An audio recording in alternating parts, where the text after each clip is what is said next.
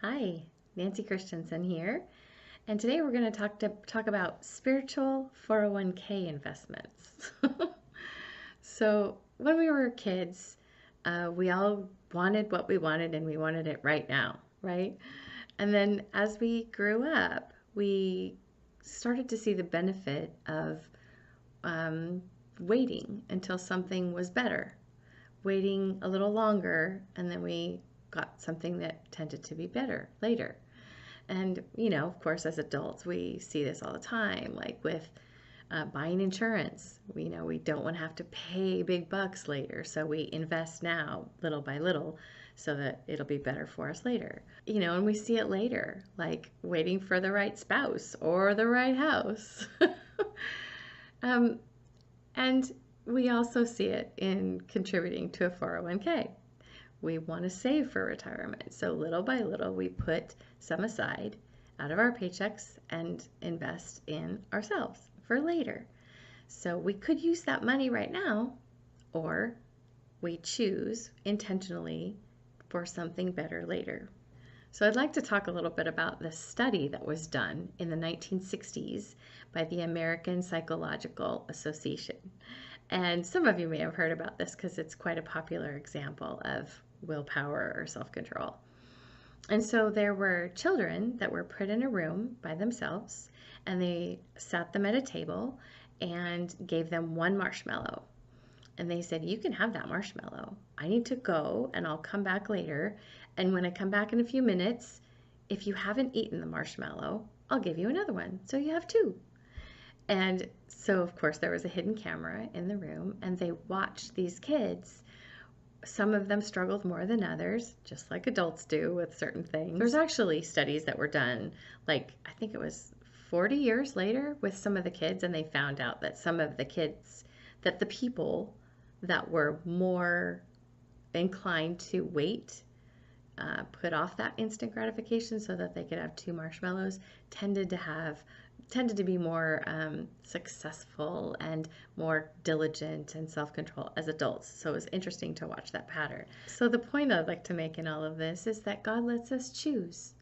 We can eat one marshmallow now and enjoy it, or we can wait and have two marshmallows later, or whatever the example is, right? Even though he realizes that if we wait for certain things, we will be given things that are better. But he lets us choose. So there's a great verse that I love. It's actually a little bit of a passage. It's Romans 8:15-21, and this is out of the Message. Just think this is so cool. "This resurrection life you received from God is not a timid, grave-tending life. It's adventurously expectant, greeting God with a childlike, 'What's next, Papa?' God's Spirit touches our spirits and confirms who we really are. We know who He is, and we know who we are, Father and children. And we know we are going to get what's coming to us, an unbelievable inheritance. We go through exactly what Christ goes through. If we go through hard times with Him, then we're certainly going to go through the good times with Him." That's why I don't think there's any comparison between the present hard times and the coming good times. The created world itself can hardly wait for what's coming next.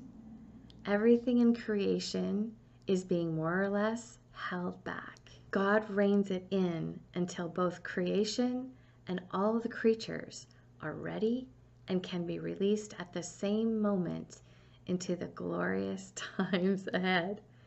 Meanwhile, joyful anticipation deepens. I love that version of that passage. Oh, it just sets the stage so well for, hey, I can handle this for a while. I can do this, even though it's hard. I mean, for goodness sake, look what Jesus did.